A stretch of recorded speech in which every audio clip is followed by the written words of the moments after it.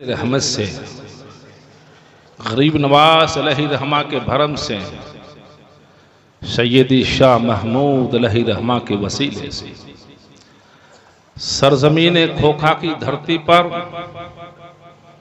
जश्न गौसल वरा मनाने के लिए अपने हाजिर आए हैं। जितना अपने मुकद्दर पर नाज करे इतना कम है, इसलिए कि सरकार गौस आज़म रज़ी अल्लाह ताला अन्हु की मोहब्बत में बैठे हैं। ये 11वीं शरीफ खोखा की धरती पर 11-12 गांव मिलकर के बड़ी मोहब्बत के साथ मनाते हैं।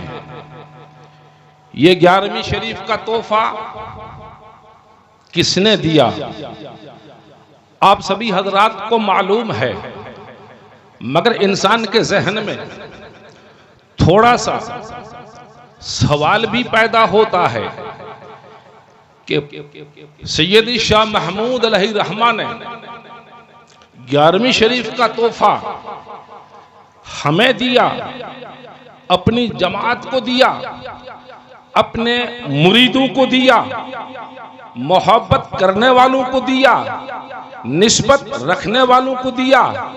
सरकार गौस आज़म की 11वीं शरीफ का तोहफा दिया।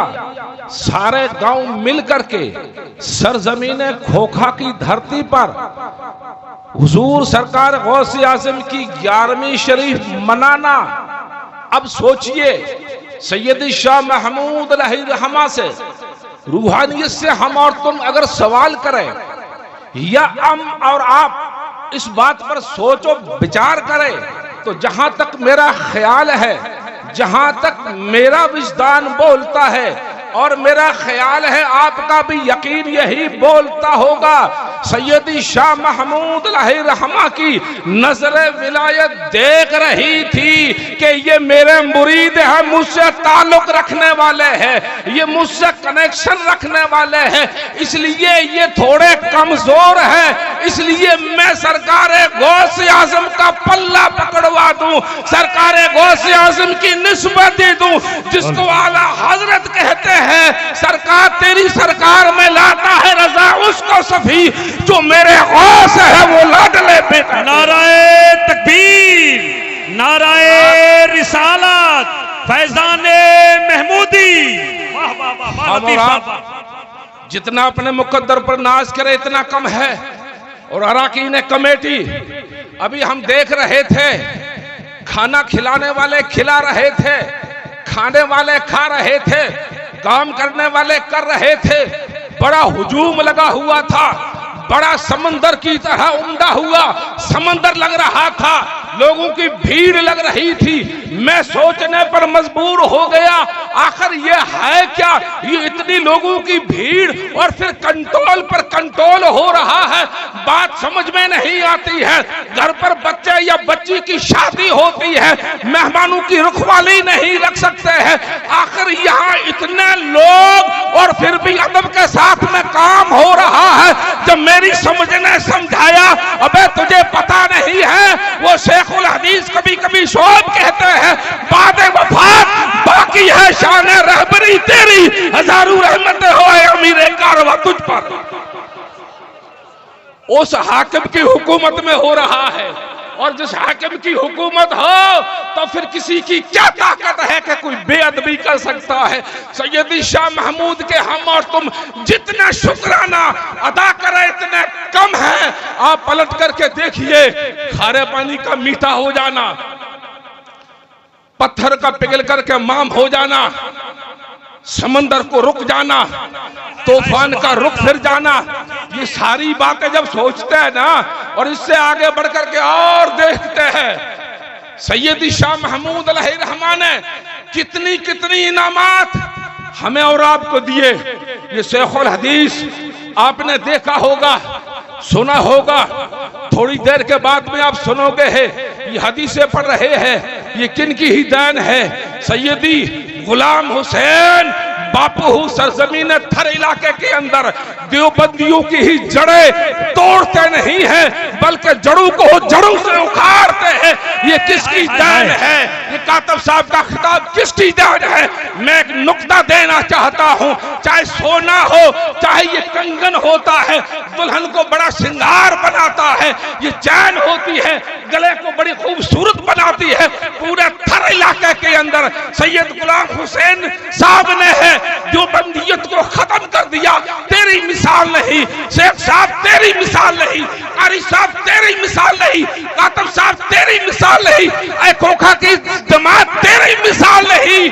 मगर जब सोचेंगे ना हम और तुम इस बात को सोचेंगे तो कहना पड़ेगा दुल्हन को श्रृंगार तो बड़ा कंगन का अच्छा लगता है, मगर कंगन के पीछे आपको कहना पड़ेगा ये सोने का है, ये कमाल सोने का है। आपके गले में चैन लगी हुई है, गला बड़ा खूबसूरत नजर आता है, मगर कहना पड़ेगा कमाल सोने का है। तो सब सुन करके सैयद गुलाम हुसैन की दास्तान पढ़ करके कातब साहब हो शेख साहब हो या खारे पानी का मीठा हो जाना या पत्थर का मोम हो जाना, सारी दास्तान जब पढ़ोगे तो तुम्हें कहना पड़ेगा ये सारा कमाल महमूद शाह तेरा है। वाह वाह वाह वाह, सुभान अल्लाह, सुभान। भले महमूद शाह आयो सच्चाई जो करे सायो, सुठा सेहरा सबे गायो, अगेहादार जीलानी। तो इस बातों पर हम और तुम गौर करते हैं तो फिर सवाल पैदा होता है कि सैयद शाह महमूद अलैहिर्रहमा को अल्लाह ने इतनी ताकत, तो हजरात ज्यादा तो मुझे इल्म नहीं है, लेकिन मेरे अजीज मेरे रिश्तेदारों के जरिए मुझे खबर मिली है कि सोमू फकीर पन्नू जात का तेजे की बेरी रहता था। बहुत पहले मुलाकात यार के दरबार में वो रहा करता था। सैयद शाह महमूद अलैहिर्रहमा को ये ताकत, ये शोहरत, ये इज्जत, ये कामयाबी थोड़ी सी झलक सुने। इन फानों को बंद कर लीजिए, दिल के फान को आप चालू कीजिए, इंशाअल्लाह ये सौदा हश्र के दिन काम आएगा। सोमू फकीर कहते हैं मैं मुलाकात यार के दरबार में था, वहां पढ़ता था, और मुलाकात यार का वो दरबार है अपनों ने तो नहीं देखा है। दानिश्वर कहते हैं उनको समझने के लिए पहले आलिम बनना पड़ता है और फिर मानने के लिए जाहिल बनना पड़ता है। ऐसा दरबार है। वहां सोमू फकीर दरवेश कहता है मैं वहां पढ़ रहा था, वहां खिदमत कर रहा था। उस वक्त के अंदर बामनोर गांव बाड़मेर इलाके में जो बामनोर है वहां का एक खातून जिसका नाम हिदायती बानू आया है और एक उसका भाई था, वो वहां खिदमत किया करते थे, वहां झाड़ू दिया करते थे। और जो उनकी बहन हिदायती बानू थी वो हवेली शरीफ के अंदर वो खाना पकाया करती थी, वो बर्तन धोया करती थी, वो वहां काम किया करती थी। इत्तफाकन ऐसा हुआ कि सैयद शाह महमूद अलैहिर्रहमा की उम्र बहुत छोटी है जब यहाँ से आप चल करके मुलाकात यार चले गए थे। और वहां जाकर के वो क्या करते थे, वहां झाड़ू दिया करते थे, वहां पर वो काम किया करते थे। हजरात जरा सोचा तो सही, इस बात पर विचार तो करे। वो अपना मुर्शिद आज़म, वो अपना महमूद शाह जहां इशारा कर दे समंदर रुक जाए, जहां इशारा कर दे खारा पानी मीठा हो जाए, पत्थर पिघल करके माम हो जाए। मगर कहना ये है कामयाब होने के लिए ऐसे अल्लाह के वलियों के दरबार में रहना पड़ता है, तब जाकर के कामयाबी मिलती है। वहां आप काम कर रहे थे और जो खातून थी ना वो और उसका भाई सैयद हाजी अली अकबर शाह अलैहिर्रहमा के मुरीद थे। अपने पीर साहब के वाले साहब उनके मुरीद थे। वो घर में काम कर रही थी। सैयद महमूद शाह अलैहिर्रहमा लकड़ियां काट करके, लकड़ियां सर पे उठा करके लाते थे।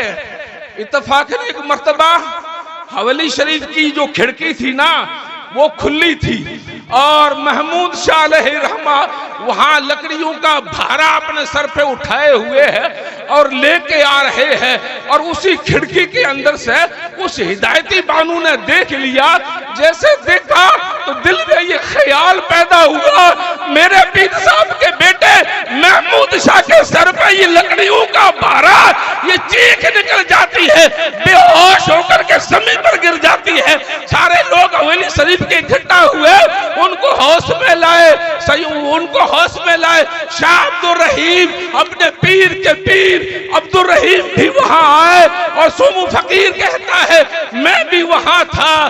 तो अब्दुल रहीम ने कहा तेरे पीर साहब के बेटे के सर पर ये लकड़ियों का भारा, इससे तू डर गई है।